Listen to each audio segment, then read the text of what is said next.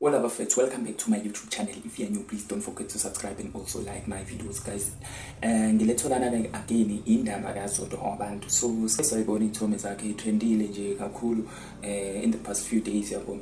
And I've been wondering ukuthi ke njengoba lo muntu enengane, I think futhi ingane yomfana yabo. Okay, fine, uyaphanda and wenza yonke indlela, ungayo yonke indlela ukuthi ke ingane yakho igcine ke ikwazile ke ukudla noma ke ukuthola izinto ezidingayo, right? Athi ke esikubukayo nje iminyaka yakho yabo as i-entertainer esebenza ngalolu hlobo leli osebenza ngalo. Number 2, you once declared ukuthi umelaphi wendabuko. Okay, fine, sabona izinto eziningi ozenzayo yabo.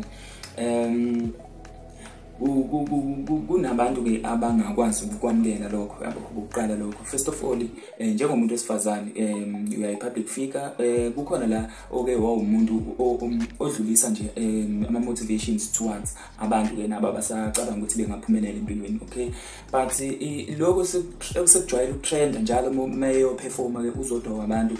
It seems ukuthi ke ngempela kuya ngokuya kuba over yabo, indlela enza ngayo khona nje la egcine khona izithombe lezi akuvela ngisho nelentuzana neinduna yonke indawo lapha yabo. So abanye baze bathi ke waye ngavisit uMr Pimple Popper or something yabo.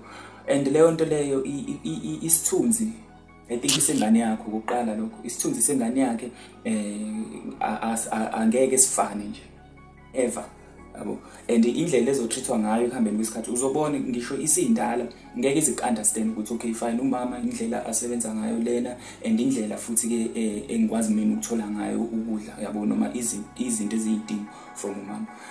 And kunento ke engeke ngayinotice yabo, and notice lento kuma comments kuyipost ekade yenziwe uChris Excel lapha on Facebook ukuthi ke okay fine, abantu abaningi bakwelcomile ukuba khona kukaZodwa Wabantu, but at the same time futhi ke I think manje use-reach i-retirement age yabo, use-reach i-stage whereby she has to retire, mele a retire ngalendlela yokuthi ke mhlambe ke engathi maye performer yabo, kodwa aqoke izinto ezikhomba ukuthi okay fine, umzimba wakhe akusamele awureveal noma akhomba ukuthi ke uveza ngalendlela ayenza ngayo before yabo.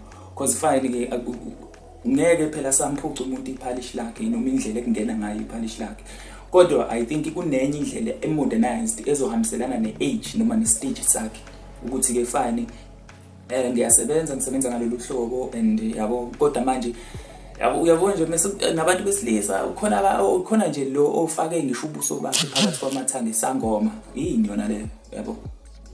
Zikuphi inhlanhla ozoyithola lapho, like amabhadani lawo uyimemela wona. We understand ukuthi abantu basuke be-overjoy, bejabulile noma bedakiwe, bengekho into a state of ucabanga kahle yabo. Kodwa nje bafethu, I think okunye kumele sihloniphe, respect yourself yabo. Nokuthi ingane yakho mhlambe umuntu obukela kuwena lapha ekhaya mayesebona izithombe njengalezi izitrenda, or umuntu ozwana naye mhlambe onobudlelwane naye mayesebona izithombe njengalezi usufaka ubuso bakho lapha phakathi kwamathanga kaZodwa Wabantu, that means awuyihloniphi yabo. Your relationship nalowo muntu obviously kumele ngabe iyaphela yabo.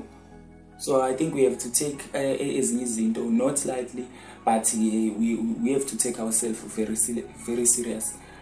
Okunye esikunotisayo, Zodwa Wabantu has been to industry for a very long time yabo. Ziningi izinto azenzayo ekugcineni ukuze akwazi ukuphumelela, kodwa okubalekile mina bengafisa ukuthi ke akwenze from now on ukuthi nje ashintshe indlela abantu abambuka ngayo njengamanje, because uyabona ukuthi ke okay abantu sibacikile lento, it's not entertainment anymore yabo. It's not entertainment anymore, it's not entertaining even ukumbona eqhubha ngalolu hlelo enza ngalo. Maybe ke mhlambe kuyamsebenzela yena, but kuzohambe kumlokhe at some point. So guys, I don't know if you have anything to say about indlela mhlambe ke ekujike kwenzeke ngayo, if ever uZodwa Wabantu performer, uyabona abantu bafaka izandla yabo.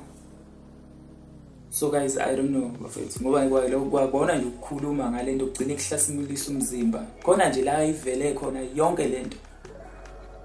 But then if you have anything to say, please do comment on the section down below. Don't forget to like my videos, subscribe. Danke.